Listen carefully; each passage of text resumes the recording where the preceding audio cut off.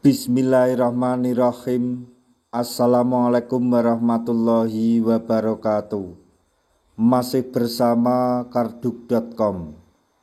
Pada kesempatan kali ini kami akan menyampaikan kabar terbaru untuk para tenaga honorer terkait dengan seleksi P3K tahun 2025, yaitu formasi CPNS dan P3K tahun 2025,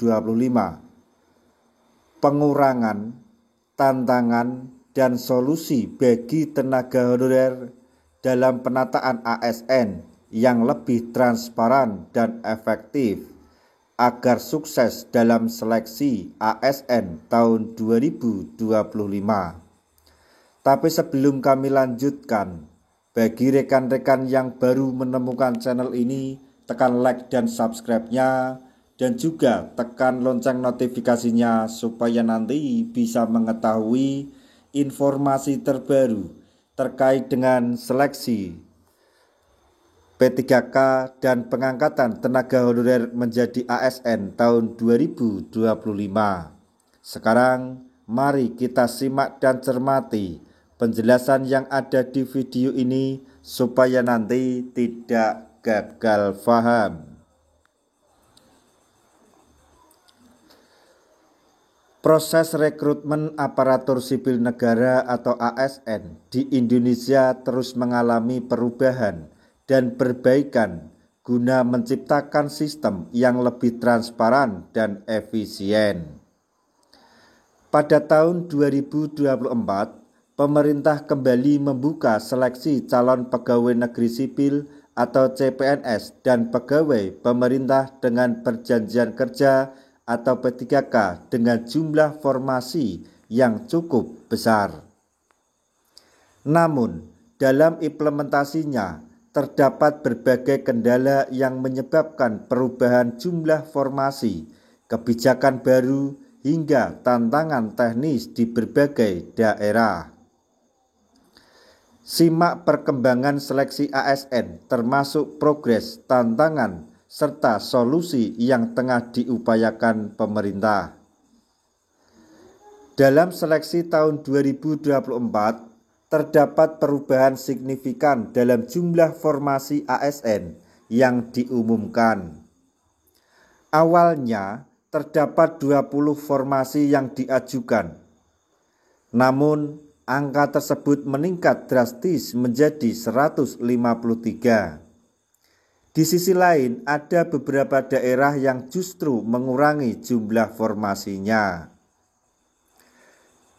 Secara keseluruhan, jumlah formasi P3K mengalami pengurangan sebanyak 10.958 formasi. Hal ini disebabkan oleh berbagai alasan, termasuk kebijakan instansi yang tidak lagi menghendaki formasi untuk jabatan tertentu seperti sopir dan pramu saji.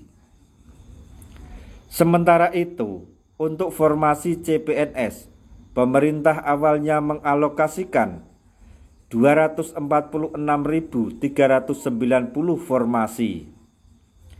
Dari jumlah tersebut, sebanyak 3,5 juta pelamar mendaftar.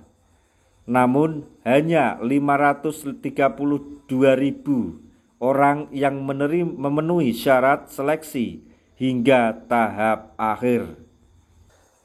Setelah melalui seleksi ketat, sebanyak 178.430 pelamar dinyatakan lulus dengan sistem penilaian yang terdiri dari 40% nilai seleksi kompetensi dasar atau SKD dan 60% seleksi kompetensi bidang atau SKB. Sejumlah daerah mengalami kendala dalam penyelenggaraan seleksi ASN. Beberapa kabupaten di Papua seperti Asmat, Mamberamo Raya, Tolikara, Pegunungan Bintang, dan lainnya belum dapat melaksanakan seleksi kompetensi bidang atau SKB karena faktor teknis dan administratif. Selain itu, permasalahan lain yang seiring muncul mencakup 1. Tidak terpenuhinya formasi tertentu, sehingga perlu dilakukan pemindahan pelamar antar unit kerja dengan jabatan dan kualifikasi yang sama. 2.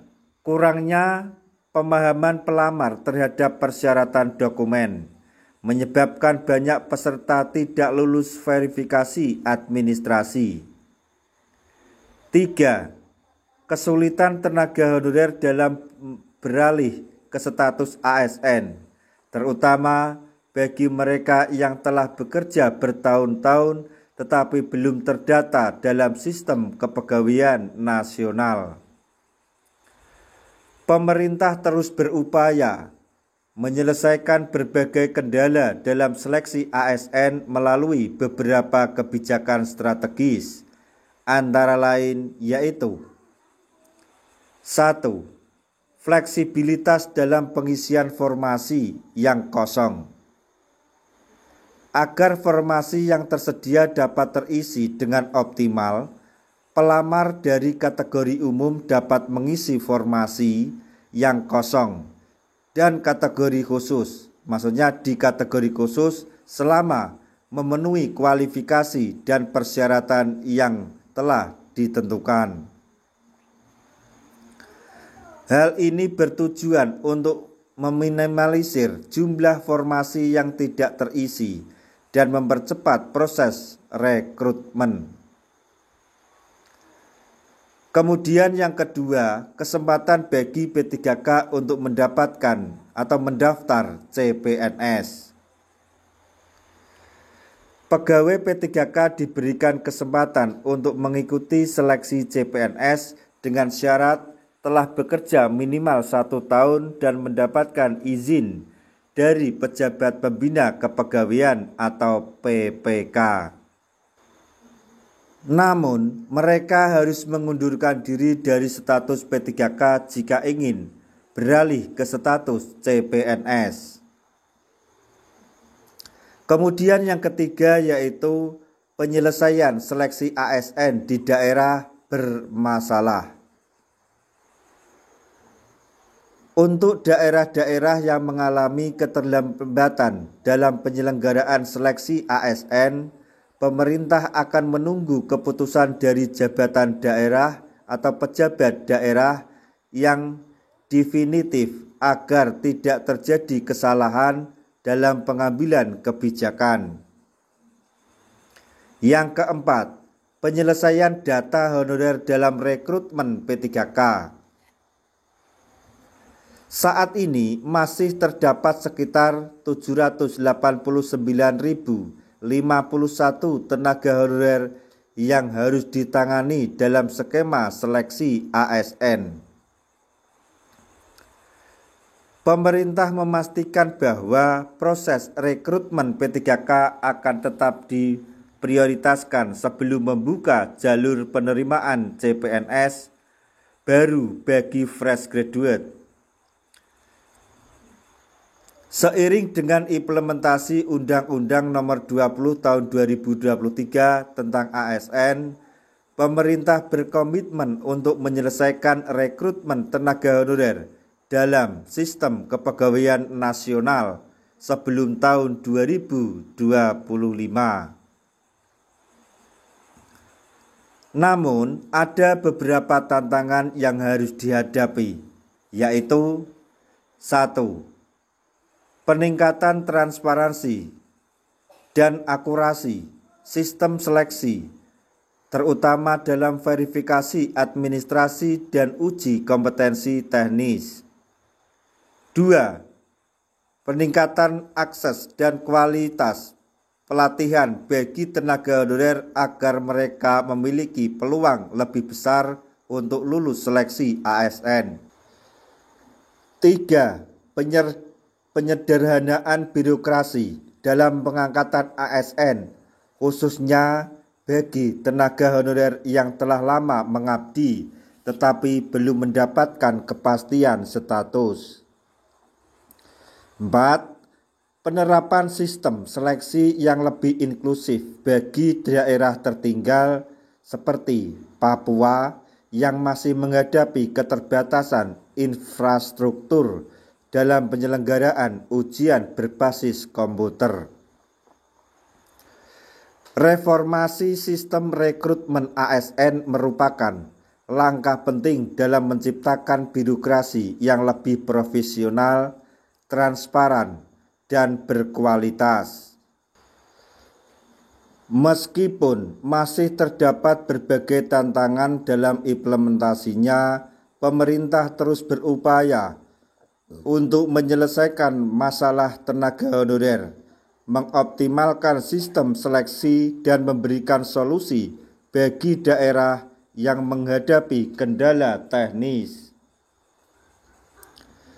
Dengan komitmen yang kuat, diharapkan proses penataan ASN dapat selesai dalam waktu dekat, sehingga kesejahteraan pegawai dapat meningkat dan pelayanan publik menjadi lebih baik. Bagi para pelamar ASN, ada beberapa hal yang perlu diperhatikan agar sukses dalam seleksi, yaitu 1. Persiapkan dokumen yang teliti untuk menghindari diskualifikasi karena kesalahan administrasi. 2. Pahami mekanisme seleksi agar tidak terjadi kesalahpahaman terkait proses ujian dan pengisian formasi. 3. Tingkatkan kompetensi dan keterampilan baik dalam aspek teknis maupun administratif guna meningkatkan peluang lulus seleksi.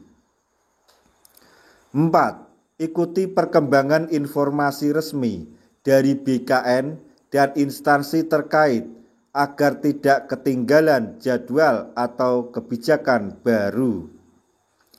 Dengan strategi yang tepat, peluang untuk menjadi bagian dari ASN semakin terbuka lebar. Demikian informasi yang dapat kami sampaikan. Semoga informasi ini dapat bermanfaat bagi rekan-rekan tenaga honorer semuanya. Di akhir video, kami mengucapkan banyak terima kasih. Wassalamualaikum warahmatullahi wabarakatuh.